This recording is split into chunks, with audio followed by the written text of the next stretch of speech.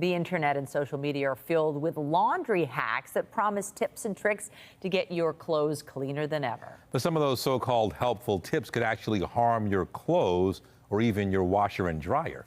Pat Foran has our story on Consumer Alert. Pat. Nathan and Michelle, many people are experts when it comes to doing the laundry, but not all of us are. Consumer Reports has some good advice to help you in the laundry room, whether you're a seasoned pro or a rookie around the washing machine. In some households, it may seem as though the loads of laundry will never stop. And even if you wash clothes every week, is there a chance you're doing it wrong? Rich Handel is Consumer Reports laundry expert.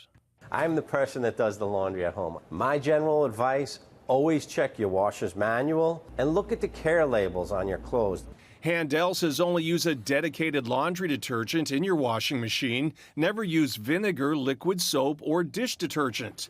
Vinegar can damage the rubber seals and hoses in some washing machines, and dish soap. And you'll just end up with a huge sudsy mess in your machine. Instead, always add the correct amount of detergent. That's about 1.5 ounces or 3 tablespoons. Too much can leave a residue on your clothes and in your machine, which can actually reduce its cleaning capabilities. And always separate your lights from your darks. You always wash your whites together, but if you have a white item that's stained, do that separately, pre-clean it.